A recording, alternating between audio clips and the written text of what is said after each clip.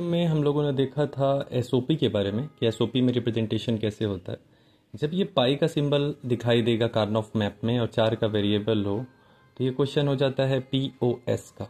ठीक है, 4 वेरिएबल है, 2⁴n। ये रूल लगता है कि पता चले कि कितना हमें ब्लॉक्स बनाने हैं, तो 2⁴ मतलब 16 का ब्लॉक बनेगा। चलिए 16 का ब्लॉक बना लेते हैं। 16 का ब्लॉक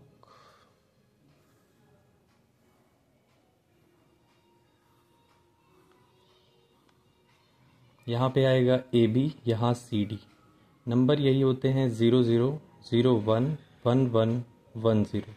यहाँ पे भी 0 0, फिर आएगा 0 1 1 1 1 0। दोनों में फ़र्क इतना ही है कि जब हम लोग पीओएस एसओपी में लिखते हैं तो यहाँ पे इनटू के रूप में लिखा जाता है। ठीक है, और पीओएस में जब लिखते हैं तो एडिशन के रूप में इसको लिखा जाता है।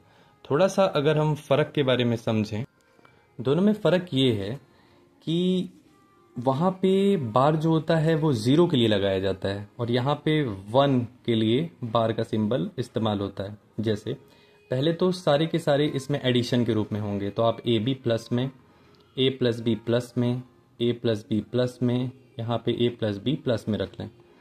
और जहाँ पे भी दिखाई दे रहा है 1, वहाँ पे आप बार लगा लीजिए। जैसे 1 बी वाले पोजीशन पे है, दोनों पे है, सिर्फ आगे है। सेम यहाँ पे भी लिख लीजिए c d, c plus d, c plus d, c plus d. और सेम जो 1 वाली पोजीशन है, मतलब यहाँ पर है तो बार, दोनों पे है तो बार, आगे है तो बार। अच्छा, कौन कौन से इसमें पोजीशंस को क्या बताता है? ये 0 इंटू करने से आता है 0 1 2 3 4 5, ये 6, ये 7। और उसके बाद सीधे नीचे आ जाते हैं। 7 के बाद 8 9 जंप 10 11, फिर आता है 12 13 14 15। पीओएस में, एसओपी में जो नंबर्स का रिप्रेजेंटेशन करते हैं वो 1 का होता है, लेकिन जहाँ पे भी ये पाई हो मतलब पीओएस है, प्रोडक्ट ओवर समेशन, अगर ये है तो वहाँ पर हम सिंबल 0 का इस्तेमाल करते हैं। जैसे हमें जो क्वेश्चन दिया है उसके हिसाब से करेंगे जब, तो उसमें क्वेश्चन है कि इसमें चारों वेरिएबल्स के जो यहाँ पे क्वेश्चन है वो 3 5 7 8, तो वहाँ पे रिप्रेजेंट कर लेते हैं। 3 की जगह पे 0, 5 7 8 8 यहाँ पर है, 10 10 11 12 और 13।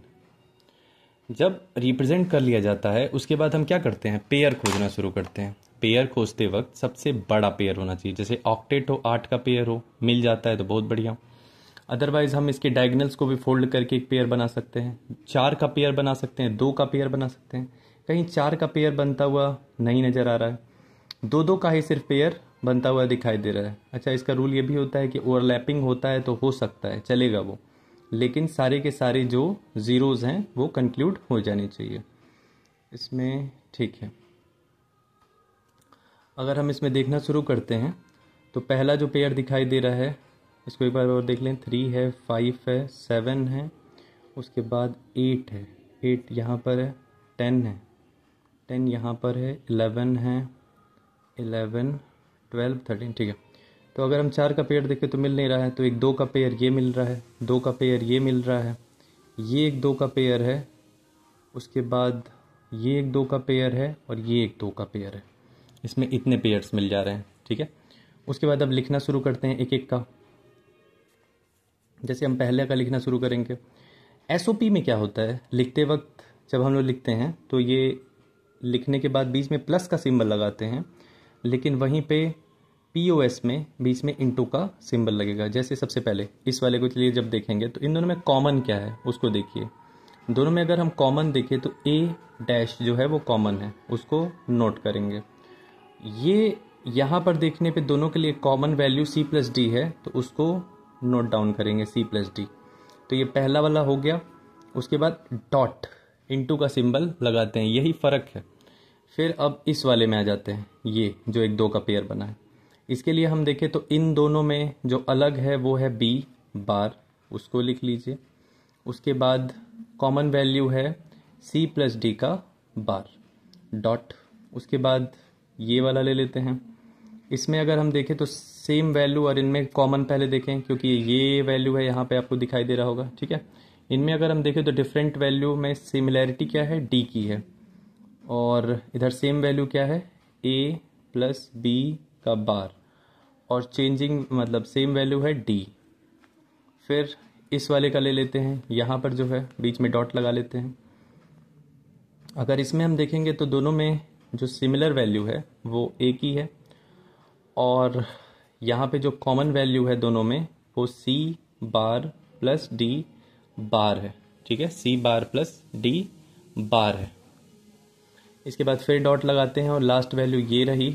इसके लिए नोट करते हैं बस कि इसके लिए ये जो वैल्यू है इधर पे ये दोनों के लिए कॉमन है, तो उसको नोट करेंगे ए बार प्लस बी।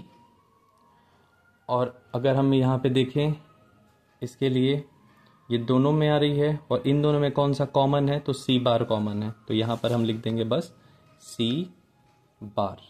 तो ये इसका मिनिमाइज्ड इक्वेशन हो जाएगा, मिनिमाइज्ड इक्वेशन इसका हो जाएगा जो कि अपना POS में है।